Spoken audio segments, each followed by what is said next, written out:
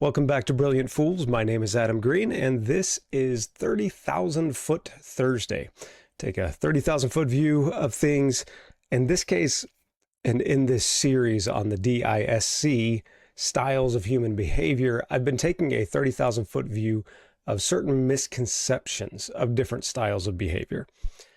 And one of the misconceptions of this S style that we're in this week is that the S style is weak or overly sensitive, because the S is very stable, steady, wants security and maybe even safety sometimes. But a good, mature S style of behavior should not be taken as weak or overly sensitive. And I want to tell you a story that I hope illustrates this to a large extent. There was a boss that I knew a little while ago, not too long ago, but a small business he ran and wanted S style of behavior and demanded S style of behavior out of his employees. He was a very DI-centered individual, so he had very strong, determined behavior, influential.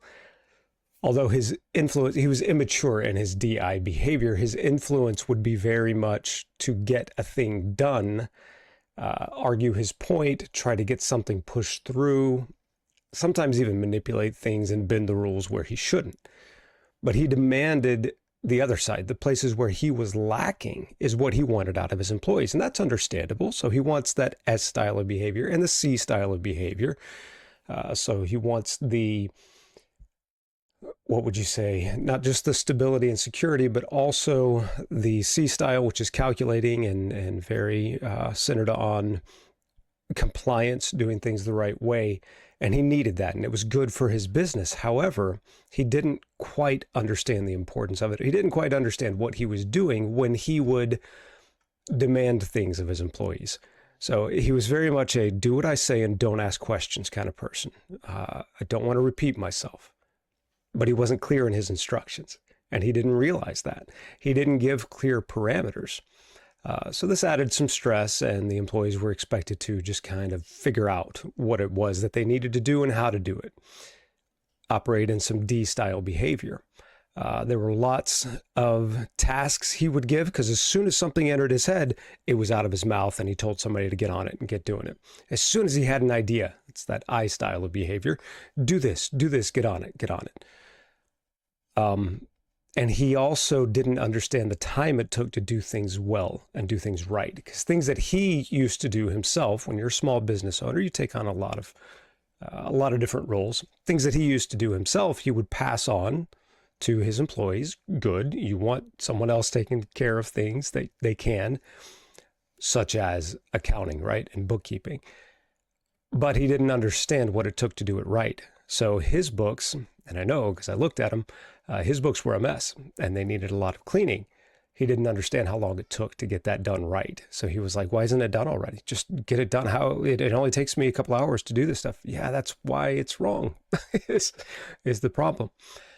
But, and I had this experience too when I was working with him, when someone would push back on things that he was doing, his response was very much a defensive response, which can be the way that an immature D-style behavior is. Very defensive. I'm going to push through and get things done no matter what. I'm going to get my goal done, but I'm going to be very defensive when somebody pushes back. Please understand, a good, mature S style, when they want that, and even an immature S style, when they want that steadiness and that security, they will push back when things start rocking too much. When the boat starts rocking too much, when they feel that instability coming, they'll push back. And that's what this guy got from some of his employees. And I remember one interaction that I was privy to where he questioned his employee. He was like, how do you handle stress, huh? It was like a revelation where he thought he was, I could just hear it in his voice. He thought he was revealing something and onto something important. Oh, hey, let me ask you a question. How do you handle stress? Because you know what? And before the employee could even answer, He answered his own question. It's a good question. It's a probing question. And it's an open-ended question that really helps someone to think and understand. And it's good for an S-style behavior to understand, how do I handle stress? Do I retreat? Do I try everything I can to keep things steady? Do I take sides? How do I handle stress? But he didn't even let the employee answer. Instead, he told them how he handled stress.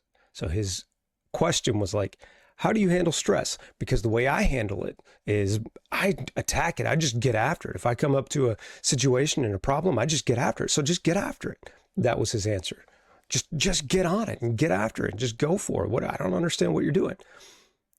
But he never gave that leeway to his employees. He wanted them to do it, but when they did, he had a problem with it. So eventually what happened, he drove them to a very high stress rate, and they eventually quit. They just eventually quit. This can be perceived, and he perceived it this way. This can be perceived as they're weak and they can't handle the work. They just couldn't handle the work I put in front of them. And I know he perceived it that way because he talked about older employees that he had, former vendors that he had. He had an accountant, not as an employee, but he had an accountant, and he talked about his accountant and how they just weren't doing things right. They couldn't handle what I had going on. He wasn't that complicated of a business. And that's the way he saw it. They just couldn't handle the work. They're weak, and so they quit instead of attacking it head on. But they didn't quit the work. In fact, I knew some of these employees, and I got to know them pretty well, and I know they enjoyed the work. They actually really enjoyed the work that they were doing. They couldn't handle him, and they quit him. Not from a position of weakness, but a position of, I'm not doing this anymore. And actually, it was a pretty strong decision from each one of them when they quit. They did it from a position of power. It was their own decision, and they made sure they had things set to be able to move forward in a position of strength. A lot of times that perception of weakness in an S-style behavior comes from people who are immature in their styles of behavior. And the more immature someone is, the more the tendency is to be very high in a certain style. That's your fallback. That's where you just run to because you're comfortable in it, you're natural in it. And then you start perceiving, especially this S style, sometimes the C style, you start perceiving them as weak. They're kind of a pushover. They're super sensitive. They can't push through anything. And that couldn't be more untrue of a good, mature S style of behavior. A mature S style is going to stick with it. They're not quitters. And if they do leave something, it's likely not the task they're leaving, it's the person. And that's going to say a lot about you if they're leaving you, because it takes a lot for an S style to leave someone. An S style of behavior is going to be pretty loyal. Someone who's mature in that knows how to treat people right and treat people well. And it'll take a lot for them to actually go and actually leave. So if you have a lot of people quitting and they're in a lot of these roles that require a lot of S style of behavior, a lot of that steady consistency, stability, maybe security type things. So if you're thinking of your accountant is one of those that I just kind of come back to, but administrative type roles tend to be a lot of S-style behavior. And if they keep quitting, it's time to look inward, and it's time to look and see, how is my own behavior affecting these employees of mine who keep moving on?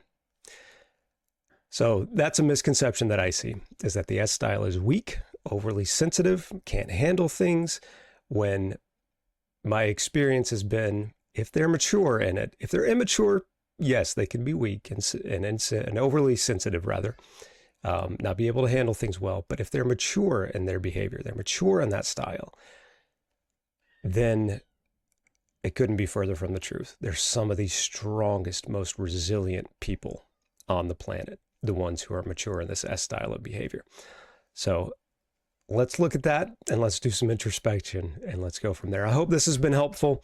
Speaking of that S style of behavior, Your bookkeeping requires some S style of behavior. And I'd love to be able to talk with you about that and see if that's something you'd like for me or for Greenhouse Services to handle.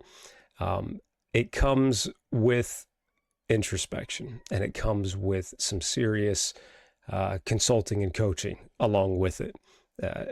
Blending these styles of behavior in the appropriate ways, but understanding what the numbers are telling you.